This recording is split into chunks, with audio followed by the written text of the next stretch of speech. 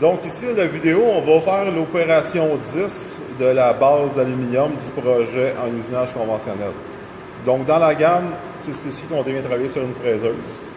On va travailler sur l'étau 4 pouces qui est déjà monté sur la fraiseuse. On va utiliser des barres parallèles 1,5 qu'on a ici. Donc je m'installe sur un chiffon pour mes outils, histoire que ce soit protégé et qu'il n'y ait pas de tombe à terre. On me demande d'utiliser une fraise à surfacer 2 pouces que j'ai ici, qui est précisé, c'est des plaquettes au carbure. Donc, le mode de fixation, on a des locks ici que le mort fixe, et on a d'autres locks ici en dessous qui va être le fond de l'étau, qui se trouve à être les barres parallèles. Donc, j'ai une certaine position à respecter. J'ai mon brut qui est ici, qui est déjà préalablement coupé.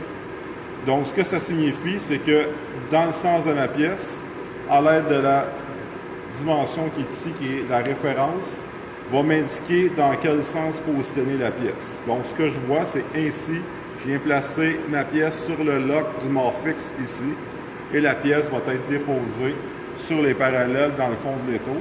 Et l'opération 10 me demande de venir surfacer ma première face, et tout ça en respectant une dimension minimum. Donc, mon minimum ne m'impose pas respecter cette dimension-là, mais seulement venir surfacer la pièce correctement, la face correctement, et ne pas dépasser le minimum. Si j'ai une dimension supérieure à ça et que ma surface est bien usinée, je peux la laisser ainsi et passer à l'opération suivante. Donc, on va se déplacer sur la fraiseuse pour faire cette opération.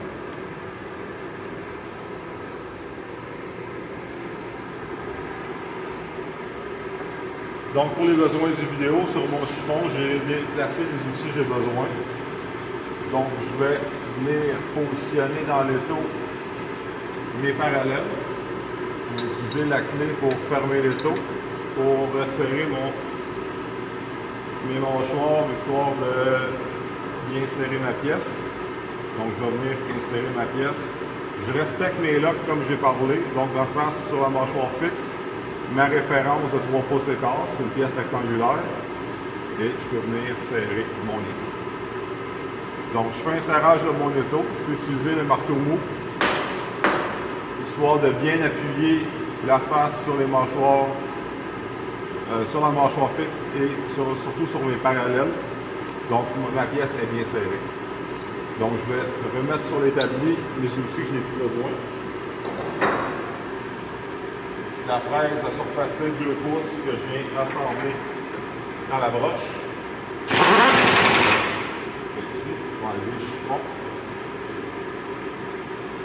Donc là, je suis prêt à faire mon surfaçage. Avant tout, je vais placer mes paramètres.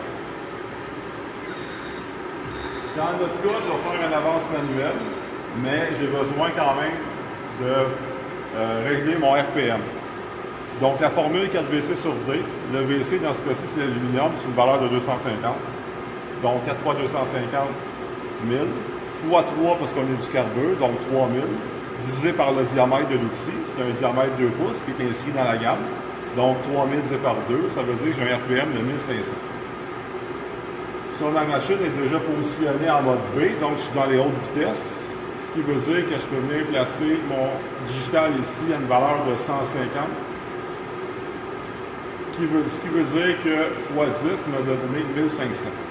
Donc, une petite variation digitale, là, mais que je sois 148 ou 152, c'est acceptable pour mon RPM de 1500. Maintenant que c'est fait, je suis quand même à une bonne distance de l'outil de la surface. Je vais utiliser l'avance rapide pour me déplacer, tout en respectant une distance sécuritaire pour éviter les collisions. Donc, moi, je veux remonter la pièce en Z.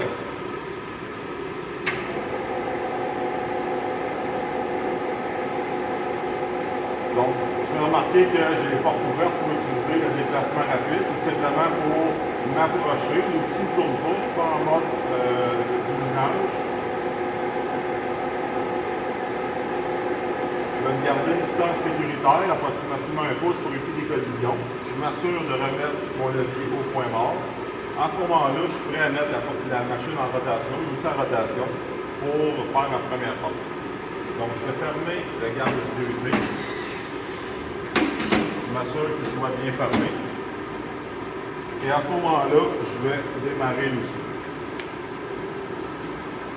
en sens horaire, parce qu'après le surplacé est conçu pour tourner dans le sens horaire. Mon RPM est déjà établi, je suis correct. Donc, je vais utiliser l'axe Z pour m'approcher délicatement. Je vais mesurer l'écart. Maintenant que je suis prêt, je vais aller vraiment délicatement, histoire de bien tangenter. Ça veut dire que je vais venir frôler la surface. Ça prend quand même une bonne dextérité, histoire de ne pas trop enlever de matière. Je peux me permettre cette technique parce que l'épaisseur que j'ai enlevé me le permet. Je suis sur un brut.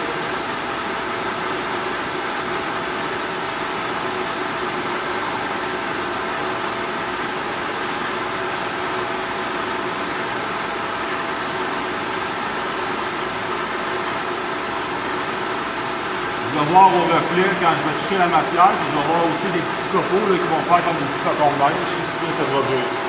Donc là, je viens de prendre un zéro sur ma surface. Je vais venir à l'écran digital positionner mon Z0. Donc mon Z que je vais positionner à 0. Donc 0, Enter. Donc je vais éviter d'arrêter mon outil en rotation en contact avec la matière. Donc je vais retirer l'outil en déplaçant mon axe X. Je vais positionner mon axe Y, histoire de positionner mon outil pour gérer la trajectoire. J'ai une pièce qui fait 3 pouces de large, un outil de 2 pouces, donc j'aurai besoin de faire 2 passes pour venir surfacer totalement la surface. Donc je me suis positionné pour être optimal pour le faire au moins en 2 passes, mais pas trop. Donc dans les circonstances, je vais enlever 10 millièmes comme première passe, qui devrait être suffisant. Donc j'ai enlevé 10 millièmes, ça veut dire que lorsque je vais faire mon déplacement, je vais enlever approximativement 10 millièmes d'épaisseur selon le zéro que je viens de prendre. Donc je vais me déplacer avec une avance qui correspond aux besoins.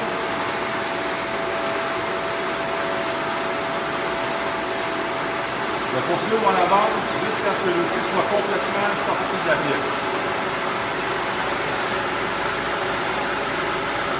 Une fois l'outil sorti de la pièce, je peux déplacer mon axe Y pour faire la deuxième section, la deuxième trajectoire qui me reste pour surpasser la surface au complet. Donc je vais essayer de conserver la même avance que j'avais pour la première passe.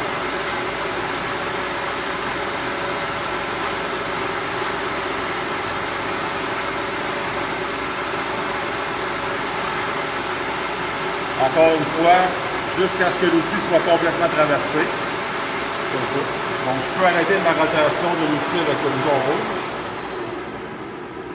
Une fois que l'outil est complètement arrêté, je vais ouvrir la garde. L'outil est déverrouillé au même moment.